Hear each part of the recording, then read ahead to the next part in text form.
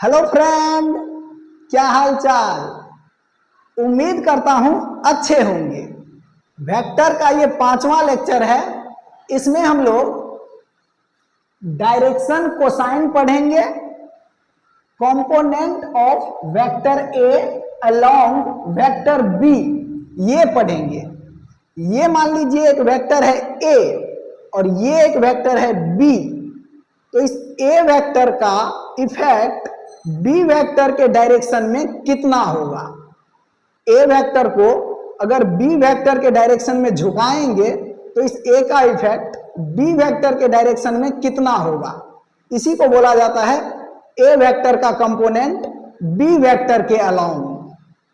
तो ये देखेंगे और फिर position vector, displacement vector, area vector. Area vector quantity है, एरिया वेक्टर है, और साथ में क्वेश्चन भी करते चलेंगे ताकि कॉन्सेप्ट में क्लैरिटी बना रहे। हम ये मान के चल रहे हैं कि आप वेक्टर 04 देख चुके हैं। अगर वेक्टर 04 नहीं देखे हैं तो पहले वेक्टर 04 देखिए और फिर वेक्टर 05 पे आइए। और अगर वेक्टर 04 देख लिए हैं तो और अच्छी बात है, ये क्लैरिटी से समझ में आएगा। तो पेन और कॉपी लेके तैयार हो जाइए। शुरू करते हैं डायरेक्शन कोसाइन से। डायरेक्शन कोसाइन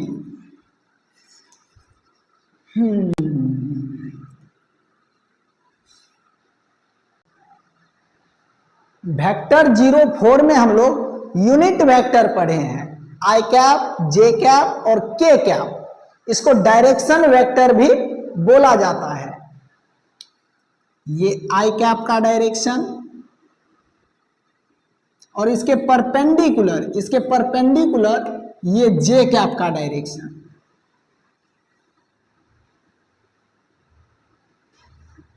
और इन दोनों के perpendicular normally outward from the board ये के कैप का डायरेक्शन। पर इस डायरेक्शन को हम इस बोर्ड पे शो नहीं कर पाएंगे, तो इस के कैप के डायरेक्शन को इधर दिखाते हैं। ये है के कैप का डायरेक्शन। ये आई कैप, जे कैप और के कैप तीनों म्यूचुअली परपेंडिकुलर है, आई कैप, जे कैप और के कैप।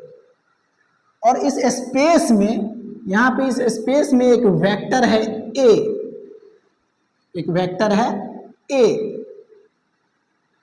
इस ए वेक्टर का इफेक्ट ए एक्स है आई कैप में, प्लस ए वाई है जे कैप में, प्लस ए जेड है के कैप में।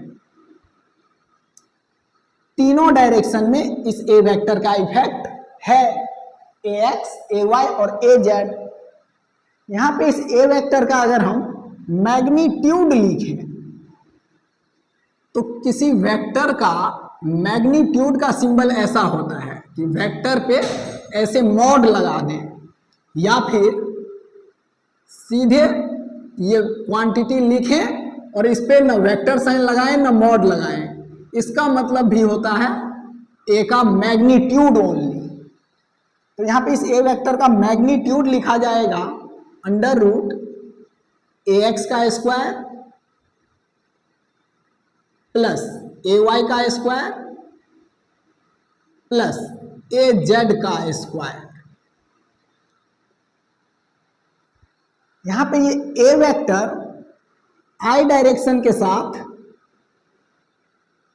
अल्फा एंगल पे है, जे डायरेक्शन के साथ बीटा एंगल पे है, और के डायरेक्शन के साथ गामा एंगल पे है। ये 3D फिगर है, इसको अभी हम दिखाने की कोशिश कर रहे हैं, आप लोग समझिएगा।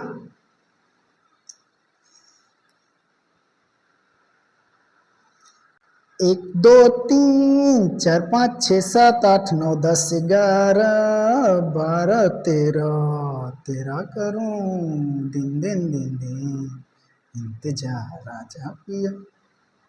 ये देखिए, ये है आई कैप का डायरेक्शन, ये है जे कैप का डायरेक्शन और ये है normally outward from the board, के कैप का डायरेक्शन। और इन तीनों डायरेक्शन के बीच में कहीं पे ये है स्पेस में वेक्टर ए, ये ए वेक्टर है, ये तो देखिए आई डायरेक्शन के साथ ए वेक्टर के बीच का जो ये एंगल है ये है अल्फा, और जे डायरेक्शन के साथ ए वेक्टर के बीच का जो ये एंगल है ये है बीटा, ये। और फिर के डायरेक्शन और ए वेक्टर के बीच का जो ये एंगल है ये है गामा, ठीक। तो आई जे के, अल्फा, बीटा और गामा, ओके। अब देखिए वेक्टर का कंपोनेंट हम लोग सीखे हैं कि इस डायरेक्शन में कोई वेक्टर क्वांटिटी है 10 यूनिट का, तो इसका इफेक्ट थीटा एंगल झुका देने पे इधर कितना होगा। तो इधर इसका इफेक्ट आएगा 10 कॉस, और ये वाला एंगल जितना एंगल झुकाए हैं ये 10 कॉस थीटा। तो इसी का यूज करके हम यहाँ पे इस ए वेक्टर का इफेक्ट आई डायरेक्शन में, जे डायरेक्शन में और के डायरेक्शन में लिखेंगे। तो इस डायरेक्शन में ए वेक्टर का मैग्नीट्यूड है ये ए, तो आई डायरेक्शन में इसका इफेक्ट आएगा ए कॉस अल्फा, ए कॉस अल्फा, ए कॉस अल्फा। और इसी ए का इफेक्ट जे डायरेक्शन में आएगा ए कॉस बीटा, ए कॉस बीटा, ए कॉस बीटा। और इसी ए वेक्टर का इफेक्ट इस के कैप के डायरेक्शन में, इस डायरेक्शन में आएगा ए कॉस गामा, ए कॉस गामा, ए कॉस गामा। लेकिन यहां पे देखिए इस ए वेक्टर का इफेक्ट आई डायरेक्शन में है ए एक्स, जे डायरेक्शन में है ए वाई और के डायरेक्शन में है ए जेड। और इसी ए वेक्टर का इफेक्ट आई डायरेक्शन में हम निकाले हैं ए कॉस अल्फा, जे डायरेक्शन में निकाले हैं ए कॉस बीटा और के डायरेक्शन में निकाले हैं ए कॉस गामा। इसका मतलब ये ए एक्स और ये ए कॉस अल्फा बराबर होगा ए वाई, और ए कॉस बीटा बराबर होगा ए जेड, और ए कॉस गामा बराबर होगा। तो हम इसको लिख सकते हैं कि ये ए एक्स के बराबर होगा, ये ए वाई के बराबर होगा और ये ए जेड के बराबर होगा, A Z equal to A cos gamma. यहां पे ये अल्फा पॉजिटिव आई डायरेक्शन और ए वेक्टर के बीच का एंगल है, ये बीटा पॉजिटिव जे डायरेक्शन और ए वेक्टर के बीच का एंगल है, और ये गामा पॉजिटिव के डायरेक्शन और ए वेक्टर के बीच का एंगल है, ठीक। अब यहां से देखिए हम कॉस अल्फा, कॉस बीटा और कॉस गामा निकाल सकते हैं। Cos alpha equal to A X और डिवाइड में आएगा ये ए,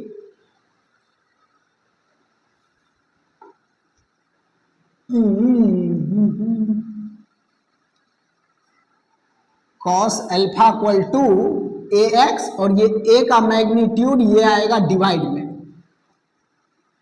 ए एक्स बाय ए। इसी तरह से cos beta A Y by A, A Y by A. इसी तरह से cos gamma A Z by A. ये ए इस ए वेक्टर का मैग्नीट्यूड है, इसी को बोलते हैं direction cosine. Cos alpha, cos beta और कॉस गामा को बोलते हैं डायरेक्शन कोसाइन, ठीक। तो इसको समझ गए हैं तो एक क्वेश्चन कर लेते हैं। क्वेश्चन है कि एक वेक्टर है A equal to 2i cap plus J cap minus 2k cap. हमें इस ए वेक्टर का डायरेक्शन कोसाइन फाइंड करना है। Find direction cosine. तो डायरेक्शन कोसाइन बोलते हैं कॉस अल्फा, कॉस बीटा और कॉस गामा को। इसके लिए हमें इस ए वेक्टर का मैग्नीट्यूड चाहिए। तो इस ए वेक्टर का मैग्नीट्यूड आएगा अंडर रूट 2 का स्क्वायर 4 प्लस 1 का स्क्वायर 1 प्लस -2 का स्क्वायर प्लस 4। तो 4 प्लस 4 8 प्लस 1 9 अंडर रूट 9, और 9 को रूट से बाहर निकालेंगे तो ये 3 मिलेगा। तो ए का मैग्नीट्यूड 3 आया।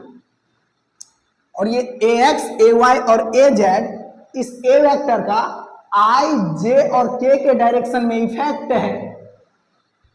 तो यहां पे देखिए इस ए वेक्टर का आई डायरेक्शन में इफेक्ट है 2, तो ए एक्स के जगह पे है 2, ए वाई के जगह पे +1 और ए जेड के जगह पे के कैप के डायरेक्शन में इफेक्ट है -2। तो अब हम यहां से इस ए वेक्टर का डायरेक्शन कोसाइन लिख सकते हैं cos alpha equal to A X by A, तो 2/3 cos beta equal to A Y by A, तो 1/ए का मैग्नीट्यूड 3, तो 1/3 और cos gamma equal to A Z by A, A Z है -2 और ए का मैग्नीट्यूड है 3, तो -2/3। तो ये मिला इस ए वेक्टर का direction cosine.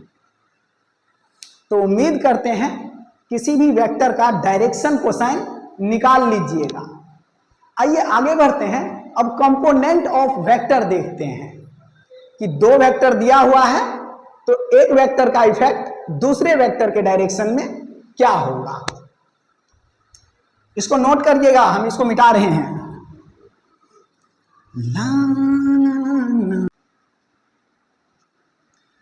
Component of vector A along vector B. Component of vector A along vector B, मतलब बी के डायरेक्शन में ए वेक्टर का effect.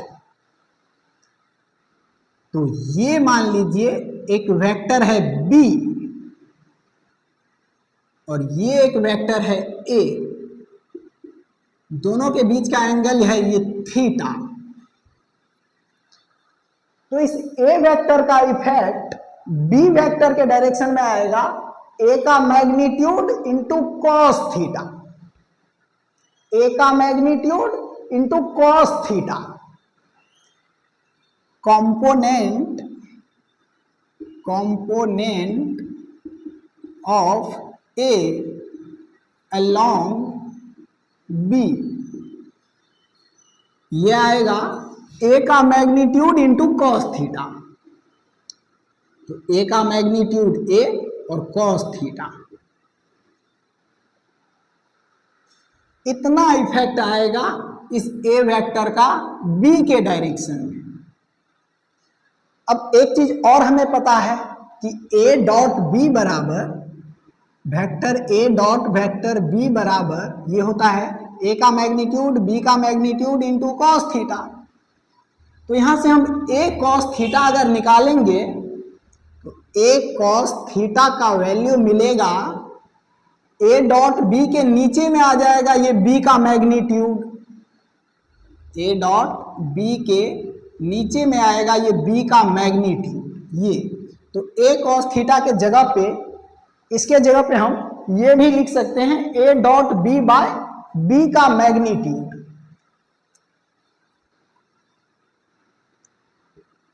A vector dot B vector by B vector का magnitude ये। तो अगर हम इन दोनों का डॉट प्रोडक्ट लें और इस डॉट प्रोडक्ट को इस बी वेक्टर के मैग्नीट्यूड से डिवाइड कर दें तो ये बता देगा ए वेक्टर का इफेक्ट बी वेक्टर के डायरेक्शन में। ठीक। यहां से एक चीज और देखिए, किसी भी वेक्टर का अगर यूनिट वेक्टर निकालना है तो वेक्टर 0 4 में हम लोग देखे थे कि किसी वेक्टर ए वेक्टर का अगर यूनिट वेक्टर निकालना है तो ए वेक्टर को ए वेक्टर के मैग्नीट्यूड से डिवाइड कर देते हैं, तो इस ए वेक्टर का यूनिट वेक्टर मिल जाता है। तो यहां पे देखिए ऊपर में है वेक्टर बी और नीचे में है बी वेक्टर का मैग्नीट्यूड, ऐसा। इसका मतलब हम इसको बी वेक्टर बाय बी के मैग्नीट्यूड को बी का यूनिट वेक्टर भी लिख सकते हैं। इसको हम ये भी लिख सकते हैं ए वेक्टर और dot B vector by B का मैग्नीट्यूड, तो इसको लिख सकते हैं बी वेक्टर का यूनिट वेक्टर, बी का unit vector.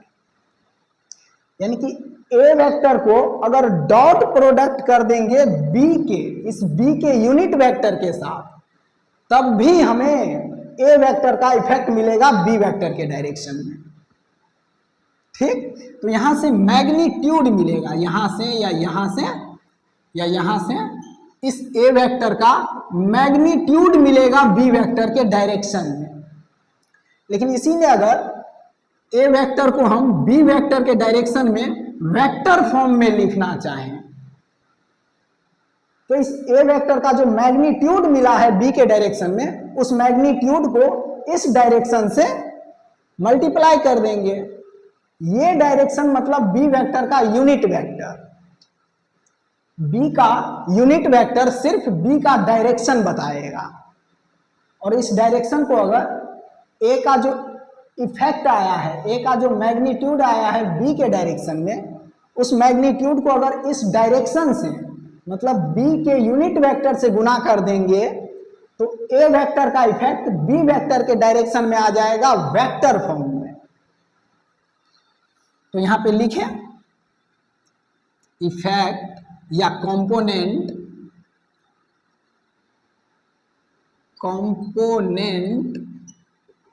Of A along be in vector form. तो ये जो मैग्नीट्यूड मिला है ये या ये, इस ए वेक्टर का जो मैग्नीट्यूड मिला है बी वेक्टर के डायरेक्शन में, अगर इस मैग्नीट्यूड को हम इस डायरेक्शन से मतलब बी के यूनिट वेक्टर से गुना कर दें, तो इस ए वेक्टर का इफेक्ट मिलेगा बी वेक्टर के डायरेक्शन में वेक्टर फॉर्म में। तो मैग्नीट्यूड ये मिला है या ये मिला है, तो ए डॉट बी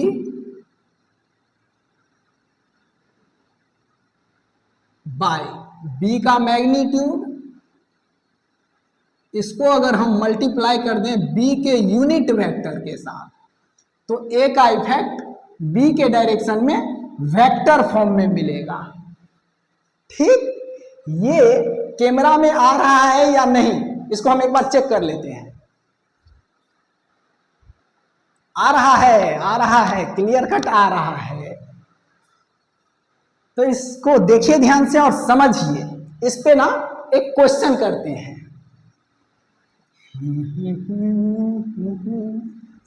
सफर साथ चले।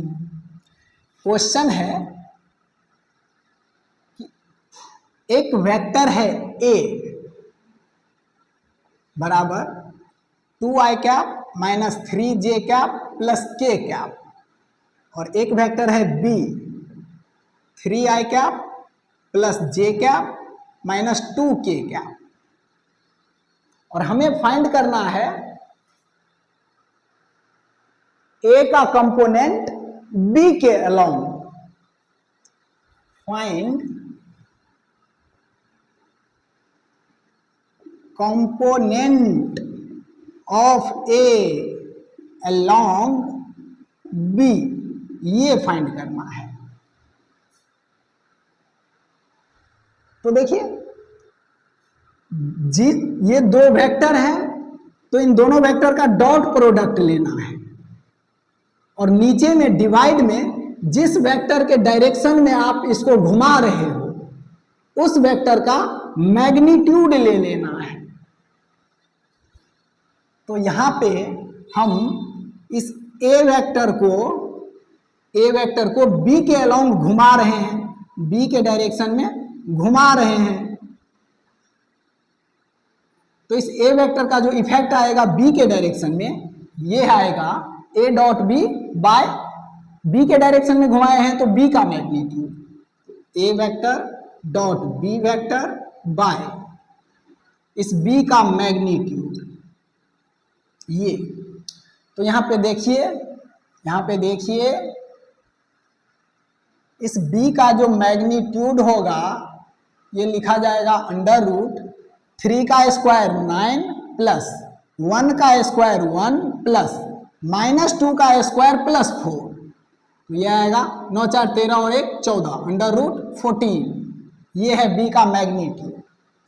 और अब a डॉट बी चाहिए, तो a डॉट बी यहां पे निकालते हैं। a डॉट बी में डॉट प्रोडक्ट सेम डायरेक्शन वाले का किया जाता है, क्योंकि आई जे के तीनों म्यूचुअली परपेंडिकुलर है, तो डिफरेंट डायरेक्शन वाले का डॉट प्रोडक्ट 0 होगा, क्योंकि 90 डिग्री पे है तो cos 90 0 हो जाएगा। तो सेम डायरेक्शन वाले का डॉट प्रोडक्ट, तो 2i डॉट 3i, तो 2 डॉट 3 6 और i डॉट i 1 होता है। इसी तरह से -3 डॉट प्लस 1, तो -3 j डॉट j 1 और -2 डॉट प्लस 1, तो -2 और k डॉट k 1, तो a डॉट b का वैल्यू आया 3 और 2 5, तो 6 - 5 1, तो a डॉट b बराबर मिला 1। तो अब इस a वेक्टर का कंपोनेंट b वेक्टर के अलोंग ये मिलेगा a डॉट b 1 आया है और बाय b का मैग्नीट्यूड √14 है, तो अंडर √14, तो ये मिला effect of a along b। अब इसी को अगर वेक्टर फॉर्म में लिखें, वेक्टर फॉर्म में, तो इन वेक्टर फॉर्म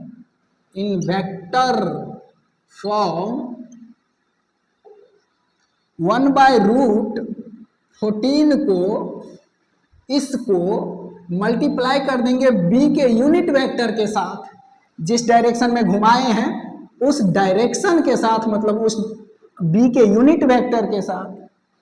तो b का यूनिट वेक्टर कितना आएगा? b का यूनिट वेक्टर अगर लिखें तो b का यूनिट वेक्टर मिलेगा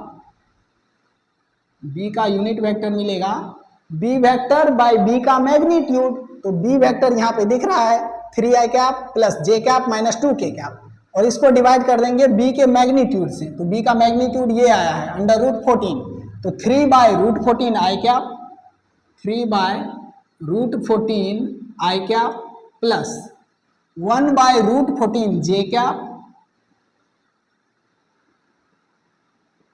और माइनस 2/√14 k कैप। ये है b का यूनिट वेक्टर। तो यहाँ पे जो 1/√14 आया है, यहाँ पे √14 है, 1/√14 आया है, इसको अगर गुना कर दें इस b के यूनिट वेक्टर के साथ, इसका वैल्यू 1/√14 आया है, इसको b के यूनिट वेक्टर के साथ गुना कर देंगे तो इस a वेक्टर का इफेक्ट b के डायरेक्शन में वेक्टर फॉर्म में आएगा। तो b का unit vector 3/√14 i cap plus 1/√14 j cap plus minus 2/√14 k cap, 2/√14 k cap. ये अब √14 अंदर जाएगा तो √14 इंटू √14 14, यहाँ भी 14 और यहाँ भी 14, तो ये मिलेगा, यहाँ से ये मिलेगा 3/14 i cap, 3/14 i cap plus 1/14 j cap plus minus 2/14 k cap. ये तो इस a वेक्टर का इफेक्ट b वेक्टर के डायरेक्शन में ये मिला वेक्टर फॉर्म में, ठीक, ओके। तो इसको देखिए ध्यान से और प्रोसेस को समझिएगा, समझिएगा प्रोसेस को। मिटा दें इसको, मिटा दें, मिटा दें, मिटा देते हैं। आगे बढ़ते हैं। अब पोजीशन वेक्टर और डिस्प्लेसमेंट वेक्टर देखते हैं।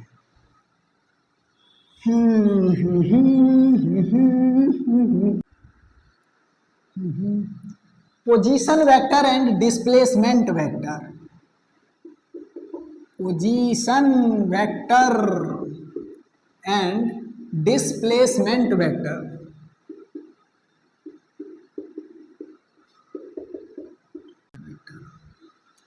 Position vector and displacement vector, ये कोऑर्डिनेट एक्सिस है, ये एक्स एक्सिस, ये वाई एक्सिस, ये आई कैप का डायरेक्शन और ये जे कैप का डायरेक्शन।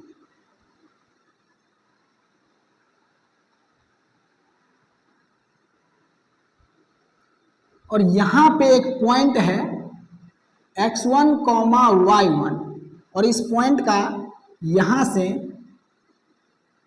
ये पोजीशन वेक्टर है r। तो अगर हम इस पोजीशन वेक्टर को लिखें तो ये r वेक्टर x1 है i कैप में और y1 है j कैप के डायरेक्शन में, इस डायरेक्शन में y1। तो ये पोजीशन वेक्टर लिखा जाएगा r vector equal to x1 i cap के डायरेक्शन में प्लस y1 j कैप के डायरेक्शन में, y1 j कैप के डायरेक्शन में। तो ये पोजीशन वेक्टर। तो यहां पे देखिए ये x एक्सिस i कैप का डायरेक्शन, ये y एक्सिस j कैप का डायरेक्शन और यहां पे एक पॉइंट है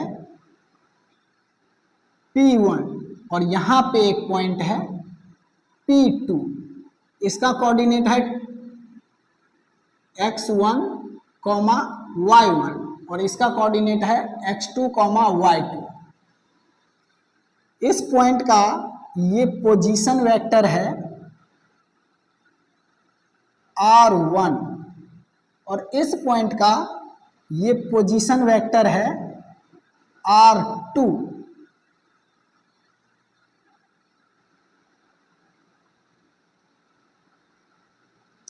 ठीक, तो यहां से हम r1 पोजीशन वेक्टर लिख सकते हैं, r1 equal to x1 i cap में और y1 j कैप में।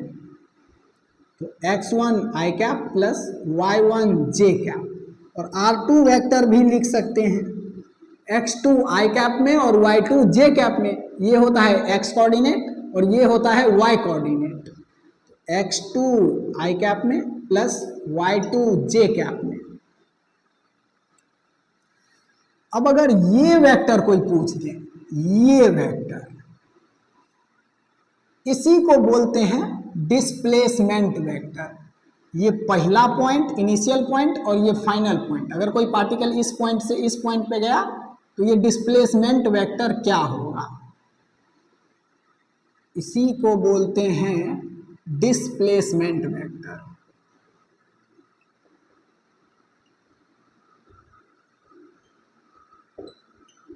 और ये r1 r2 पोजीशन वेक्टर है। तो यहां पे देखिए इस वेक्टर में आप ट्रायंगल लॉ लगाइए तो r1 वेक्टर के हेड से डिस्प्लेसमेंट वेक्टर का टेल जुड़ा हुआ है और r1 वेक्टर के टेल से डिस्प्लेसमेंट वेक्टर का हेड जुड़ा हुआ है। तो अकॉर्डिंग टू ट्रायंगल लॉ यहां पे हम बोल सकते हैं r1 प्लस डी बराबर r2, r1 vector plus displacement vector बराबर r2 वेक्टर। तो यहां से डिस्प्लेसमेंट वेक्टर मिलेगा r2 vector minus r1 vector. तो ये होता है displacement vector. Final position vector minus initial position vector equal to displacement vector. Displacement vector equal to final position vector minus initial position vector. तो यहां से displacement vector हम लिख भी सकते हैं क्योंकि r2 और r1 इनिशियल और फाइनल पोजीशन वेक्टर पता है, तो दो वेक्टर को सब्ट्रैक्ट करना हमें आता है। तो यहां से डिस्प्लेसमेंट वेक्टर लिखा जाएगा R2 माइनस R1, ये वेक्टर माइनस ये वेक्टर, तो सेम डायरेक्शन वाले में से सेम डायरेक्शन वाले को घटाएंगे, तो x2 minus x1 I cap, x2 minus x1 I cap plus y2 minus y1 J cap, y2 minus y1 J cap, ये तो ये मिला डिस्प्लेसमेंट वेक्टर। 3D में भी ये हो सकता है, तो तीनों कोऑर्डिनेट आएगा इसी तरह से यहां पे Z2 माइनस Z1 के कैप भी आएगा अगर 3D में आया तो 3D में भी ये हो सकता है। तो देखिए ध्यान से पोजीशन वेक्टर और डिस्प्लेसमेंट वेक्टर को। आइए आगे बढ़ते हैं, इस पे एक क्वेश्चन कर लेते हैं कि दो पोजीशन वेक्टर लेंगे और उन दोनों के बीच का डिस्प्लेसमेंट क्या होगा ये निकालेंगे।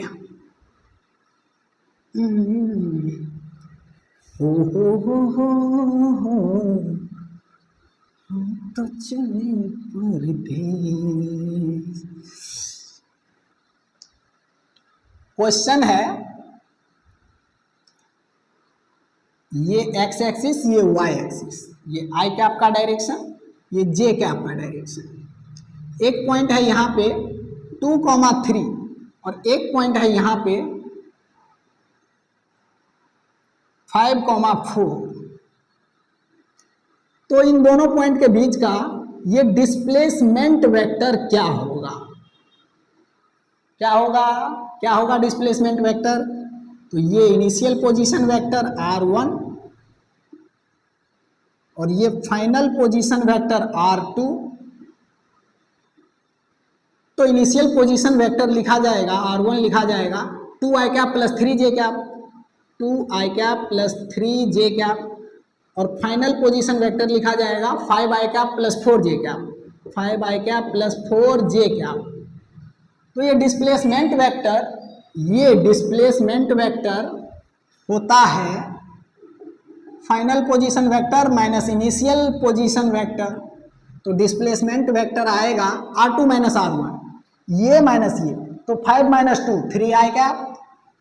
3i cap plus 4 minus 3 1j cap, ये मिला डिस्प्लेसमेंट वेक्टर। इन दोनों पॉइंट के बीच का ये होगा डिस्प्लेसमेंट, ये वेक्टर। ठीक, तो इस पोजीशन वेक्टर, डिस्प्लेसमेंट वेक्टर, इस सब का यूज हम अगले चैप्टर में करेंगे मोशन में। इसको मिटाते हैं, आगे बढ़ते हैं, एरिया वेक्टर देखते हैं। Area vector, area vector, area vector. देखिए ये एक वेक्टर है A और ये एक वेक्टर है B, और इसको हम इस तरह से पैरेललोग्राम बना देते हैं। इन दोनों वेक्टर के बीच का ये एंगल है थीटा। तो यहाँ पे इसका जो एरिया होगा, ये area equal to A cross B होता है। क्रॉस हटाएंगे तो A का मैग्नीट्यूड, B का मैग्नीट्यूड और साइन थीटा, ये इस एरिया का मैग्नीट्यूड होगा। और इस एरिया का डायरेक्शन हम इस A क्रॉस B से निकालेंगे। A के डायरेक्शन में 4 फिंगर और B के डायरेक्शन में कर्ल करेंगे, तो एरिया का डायरेक्शन आ रहा है normally outward from the board, ये डायरेक्शन। या फिर B क्रॉस A करेंगे तो एरिया का डायरेक्शन जाएगा normally inward to the board, ये डायरेक्शन। तो इन दोनों में से कोई भी डायरेक्शन इस एरिया का हो सकता है। इसको ऐसे याद रखिएगा कि एरिया का डायरेक्शन सरफेस पे परपेंडिकुलर होगा, सरफेस पे परपेंडिकुलर। तो ये रेक्टेंगल का पैरेललोग्राम का एरिया का फॉर्मूला, ये A क्रॉस B। और यहीं पे अगर ये A वेक्टर है और ये B वेक्टर है, बीच का एंगल थीटा है और ये ट्रायंगल है, तो इस ट्रायंगल का एरिया क्या होगा? एरिया 1/2 इंटू ए क्रॉस बी, 1/2 इंटू ए क्रॉस बी, ये होगा इक्वल टू 1/2 इंटू ए का मैग्नीट्यूड बी का magnitude into sine theta. A का मैग्नीट्यूड मतलब ये लेंथ, बी का मैग्नीट्यूड मतलब ये लेंथ, ठीक। यहां पे भी एरिया का डायरेक्शन ए क्रॉस बी करेंगे तो नॉर्मली आउटवर्ड, या बी क्रॉस ए करेंगे तो नॉर्मली इनवर्ड। ये तो एरिया वेक्टर क्वांटिटी है, इसमें मैग्नीट्यूड भी होता है और डायरेक्शन भी होता है, नॉर्मल टू द सरफेस। इस पे एक क्वेश्चन करते हैं। क्वेश्चन है कि एक वेक्टर ये है 2i cap plus J cap minus K cap, और एक वेक्टर ये है B vector equal to 3i cap plus 2j cap minus 2k cap.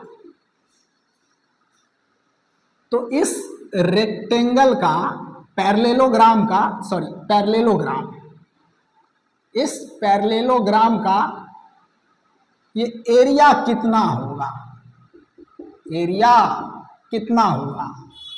तो पैरेललोग्राम के एरिया के लिए फॉर्मूला लगाएंगे A cross B, area equal to A cross B,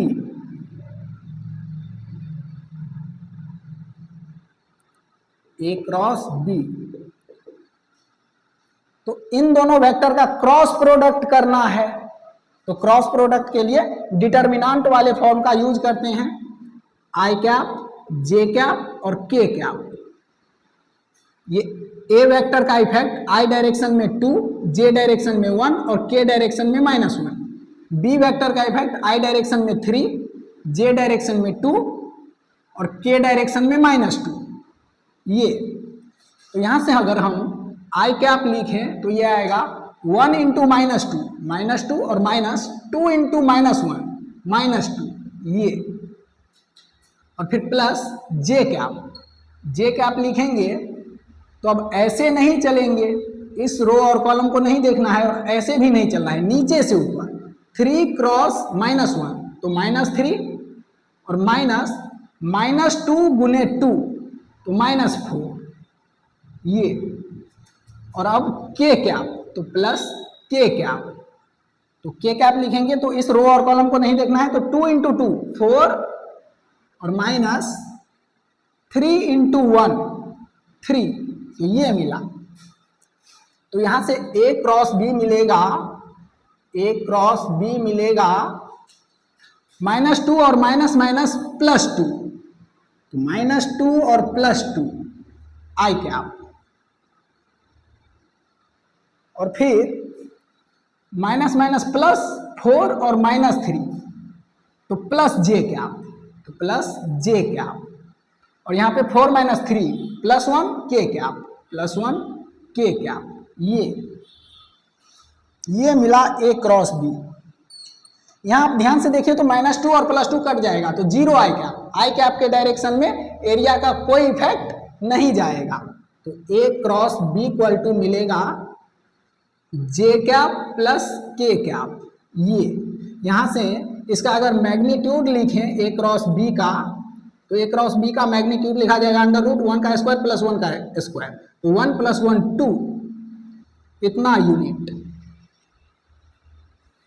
तो यहां पे देखिए डायरेक्शन के साथ ये एरिया आया है, तो एरिया वेक्टर क्वांटिटी है, इसमें मैग्नीट्यूड और डायरेक्शन दोनों होता है। और यहीं पे इसको छापिएगा, हम इसको मिटा रहे हैं। यहीं पे अगर ट्रायंगल का एरिया पूछ दें, ट्रायंगल का एरिया पूछ दें, किसी ट्रायंगल का एरिया पूछ दें, ये है vector 2i cap plus 3j cap और ये है vector 2j cap minus 3k cap, 3k cap. और इसका एरिया पूछ दे इस ट्रायंगल का, तो इस ट्रायंगल का एरिया होता है 1/2 इंटू ए क्रॉस बी। तो 1/2 इंटू ए क्रॉस बी करना है। तो ए वेक्टर दिख रहा है, बी वेक्टर दिख रहा है, तो आई जे के, और ए वेक्टर आई कैप में है 2 यूनिट, जे कैप में है 3 यूनिट, और के कैप में 0 है। इसी तरह से बी वेक्टर आई कैप में 0 है, जे कैप में 2 है, और के कैप में -3 है। ये तो यहां से ए क्रॉस बी का वैल्यू आएगा आई वेक्टर इंटू, इस रो और कॉलम को नहीं देखना है, तो 3 इंटू -3, तो -9 और -2 इंटू 0, तो 0 प्लस जे कैप।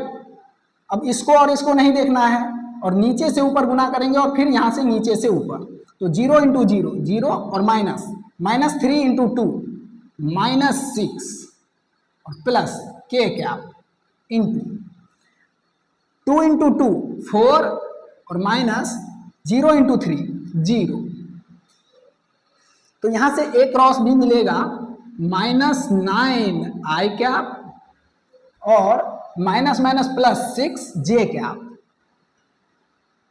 और 4 के कैप, 4 के कैप।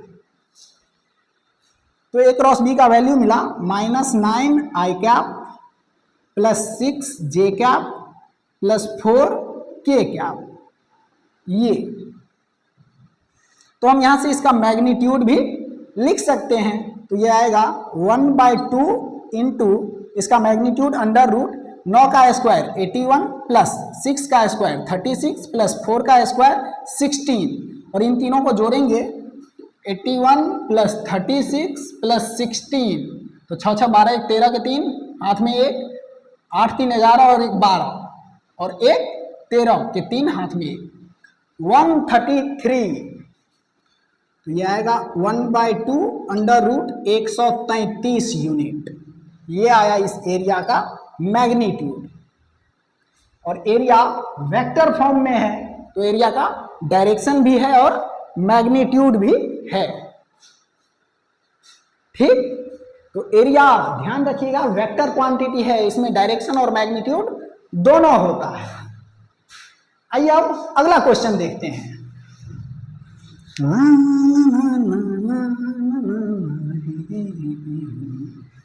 मुझे छोड़ के, मुझे छोड़ के। क्वेश्चन है, एक वेक्टर है आई कैप प्लस 2 कैप -3 के कैप, और दूसरा वेक्टर है 2 I cap -j cap plus 2 K cap, और a माइनस बी वेक्टर का डायरेक्शन कोसाइन निकालना है। a माइनस बी वेक्टर का डायरेक्शन कोसाइन निकालना है। Find direction cosine of a minus B, इसका डायरेक्शन कोसाइन निकालना है। तो पहले a माइनस बी वेक्टर निकालें। a minus B vector equal to a में से b को घटाना है, तो सेम डायरेक्शन वाले में से सेम डायरेक्शन वाले को घटाएंगे, तो 1 माइनस 2 इक्वल टू -1, तो माइनस आई कैप, 2 माइनस -1, तो 2 माइनस -1, तो ये हो जाएगा माइनस माइनस प्लस, तो 2 + 1 3 प्लस 3 जे कैप, और -3 -2, तो -3 - 2 इक्वल टू -5, तो -5 के कैप। ये मिला a माइनस बी वेक्टर। अब a माइनस बी वेक्टर का मैग्नीट्यूड देखिए, a माइनस बी वेक्टर का मैग्नीट्यूड आएगा अंडर रूट 1 का स्क्वायर 1, 3 का स्क्वायर 9 प्लस -5 का स्क्वायर प्लस 25, तो यह आएगा 9 और 1 10, 25 और 10 35 अंडर रूट 35। तो यहां से a माइनस बी का जो डायरेक्शन कोसाइन होगा, ये cos अल्फा बराबर ये बाय ये होता है। a माइनस बी का आई डायरेक्शन वाला effect by A minus B का मैग्नीट्यूड, तो -1/√35, -1/√35। और कॉस बीटा बराबर जे डायरेक्शन में effect by A minus B का मैग्नीट्यूड, तो 3/√35, 3/√35। और cos gamma equal to K direction में effect by A minus B का मैग्नीट्यूड, तो -5/√35। तो ये होगा ए माइनस बी वेक्टर का डायरेक्शन कोसाइन। ओके, आइए आगे बढ़ते हैं, अगला क्वेश्चन देखते हैं। हो ला ला ला ला ला, 2 3 4 5 6 7 8 9 10 11 12 13। क्वेश्चन है, एक वेक्टर है equal to 2 unit I cap में प्लस 3 यूनिट जे कैप में माइनस 4 यूनिट के कैप में, और पूछ रहा है find length of vector A in the plane of X Y plane में इस ए वेक्टर का लेंथ कितना होगा। तो ध्यान से देखिए, ये x मतलब आई डायरेक्शन, y मतलब जे डायरेक्शन, और z मतलब के डायरेक्शन, x y z।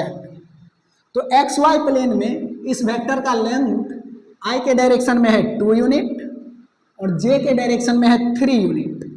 तो एक्स वाई प्लेन में इसका लेंथ आएगा √2 का स्क्वायर प्लस 3 का स्क्वायर, और दोनों के बीच का एंगल 90 डिग्री है, तो cos 90 डिग्री वाला टर्म 0। तो एक्स वाई प्लेन में इस वेक्टर का इफेक्ट आएगा 2 का स्क्वायर 4 प्लस 3 का square 9 plus 2ab cos theta, और थीटा है इन दोनों के बीच 90 डिग्री, तो cos 90 ये टर्म 0 हो जाएगा, तो ये आएगा √13 यूनिट। तो इस वेक्टर का एक्स वाई प्लेन में जो लेंथ होगा ये आया √13 यूनिट। ओके ओके ओके, आइए आगे बढ़ते हैं, अगला क्वेश्चन देखते हैं। क्वेश्चन है, ये लास्ट क्वेश्चन है। क्वेश्चन है, एक वेक्टर है 2 यूनिट आई कैप में माइनस 3 यूनिट जे कैप में प्लस 1 यूनिट के कैप में, और एक वेक्टर है बी 1 यूनिट आई कैप में प्लस 2 यूनिट जे कैप में और माइनस 4 यूनिट के कैप में, और पूछ रहा है कि इन दोनों पे जो नॉर्मल वेक्टर होगा उसका यूनिट वेक्टर निकालिए। Find unit normal vector perpendicular to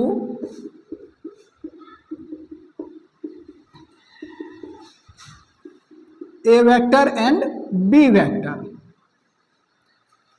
तो आप लोगों को याद होगा कि ए क्रॉस बी का जो डायरेक्शन होता है ये ए और बी दोनों पे परपेंडिकुलर होता है। इसका मतलब ए क्रॉस बी वाला वेक्टर ए और बी दोनों पे परपेंडिकुलर होगा, तो ए क्रॉस बी वेक्टर निकालिए जो इन दोनों पे परपेंडिकुलर होगा, और फिर उसका यूनिट वेक्टर निकाल लेंगे, तो वही होगा unit vector perpendicular to A and B. तो पहले ए क्रॉस बी निकालना है, ए क्रॉस बी। तो ए क्रॉस बी के लिए वही मैट्रिक्स डिटर्मिनेंट वाला फॉर्म आई जे के कैप। तो इस वेक्टर का 2 यूनिट इफेक्ट है आई कैप में, -3 जे कैप में और 1 के कैप में, और इस वेक्टर का 1 है आई कैप में, 2 है जे कैप में और -4 है के कैप में। तो यहाँ से ए क्रॉस बी मिलेगा आई कैप इंटू -3 -4 तो +12, और फिर माइनस करके 2 × 1 तो 2 प्लस जे कैप। अब जे कैप के लिए ऐसे नहीं चलेंगे बल्कि ऐसे चलेंगे, तो 1 × 1 1 और माइनस करके -4 × 2 तो तो -8 प्लस के कैप इंटू, अब के कैप के लिए ऐसे चलेंगे 2 इंटू 2 4 और -1 इंटू -3 तो -3 ये, तो ए क्रॉस बी मिला 12 - 2 10 आई कैप प्लस यहाँ पे माइनस माइनस प्लस हो जाएगा तो 8 + 1 9 जे कैप प्लस यहाँ पे भी माइनस माइनस प्लस हो जाएगा तो 4 + 3 7 के कैप 7 के कैप, तो ये मिला ए क्रॉस बी 10 आई कैप प्लस 9 जे कैप प्लस 7 के कैप, ये ठीक ठीक ठीक। ए क्रॉस बी मिल गया है जो ए और बी दोनों पे परपेंडिकुलर होगा, ये ए ये बी, तो ए क्रॉस बी इस डायरेक्शन में होगा, A cross B normal perpendicularly outward from the board, ये होगा ए क्रॉस बी का ये डायरेक्शन। और यहीं पे अगर ए प्लस बी निकालें तो वो ए बी के प्लेन में ही आएगा, ए वेक्टर प्लस बी वेक्टर, तो ए प्लस बी का ये डायरेक्शन और ए क्रॉस बी का ये direction normally outward from the board. आप ध्यान से देखिए तो ए प्लस बी पे भी ये ए क्रॉस बी परपेंडिकुलर है, तो यहां पे अगर ए क्रॉस बी और ए प्लस बी का डॉट प्रोडक्ट करें तो ये 0 आएगा, क्योंकि दो परपेंडिकुलर वेक्टर का डॉट प्रोडक्ट 0 मिलता है। आप इस चीज को इन दोनों वेक्टर के हेल्प से करके भी देख सकते हैं। ए प्लस बी निकालिएगा, फिर ए क्रॉस बी यहाँ पे ये जो आया है ये है, और ए प्लस बी और ए क्रॉस बी को डॉट प्रोडक्ट करिएगा तो ये देखना 0 मिलेगा, क्योंकि दोनों परपेंडिकुलर हो जाता है, ए क्रॉस बी इधर और ए प्लस बी इधर, ठीक। पर अपना टारगेट ये है, find unit normal vector perpendicular to A and B. तो ए और बी के परपेंडिकुलर वेक्टर मिल गया है, ए क्रॉस बी। अब इसका यूनिट वेक्टर बोलिए कितना होगा, तो ए क्रॉस बी का यूनिट वेक्टर आएगा ए क्रॉस बी वाला वेक्टर और बाय में ए क्रॉस बी वेक्टर का मैग्नीट्यूड। किसी भी वेक्टर को उसके मैग्नीट्यूड से डिवाइड देते हैं तो उसका यूनिट वेक्टर मिलता है। तो ए क्रॉस बी का मैग्नीट्यूड चाहिए, तो यहां से हम ए क्रॉस बी का मैग्नीट्यूड लिख सकते हैं, क्योंकि ए क्रॉस बी वाला वेक्टर दिख रहा है √10 का स्क्वायर 100 प्लस 9 का स्क्वायर 81 प्लस 7 का स्क्वायर 49, तो 100 प्लस 81 प्लस 49 ये आएगा 9 1 10 के 0 हासिल 1 8 4 12 और 1 13 के 3 हासिल 1 1 और 1 2 230 ये आया √230। तो अब यहाँ पे देखिए ए क्रॉस बी वाला वेक्टर ये दिख रहा है, इसको अगर ए क्रॉस बी के मैग्नीट्यूड बोले तो इससे अगर डिवाइड दें तो ए क्रॉस बी का यूनिट वेक्टर मिल जाएगा। तो इसमें अगर इससे डिवाइड देंगे तो ये इन तीनों के डिवाइड में आएगा, तो 10/√230 10/√230 आई क्या प्लस 9/√230 जे क्या प्लस 7/√230 के क्या, ये तो ये मिला यूनिट नॉर्मल वेक्टर। ये है unit normal vector on A and B, A और बी दोनों पे परपेंडिकुलर यूनिट वेक्टर है। तो इसको देखिए ध्यान से और समझिए, प्रोसेस को समझिए। वेक्टर खत्म हो चुका है, इसका क्वेश्चन सॉल्व करिएगा। अगले लेक्चर में कैनामेटिक्स शुरू करेंगे। तो आज के लिए इतना ही, मिलते हैं अगले वीडियो में, तब तक के लिए बाय, थैंक यू।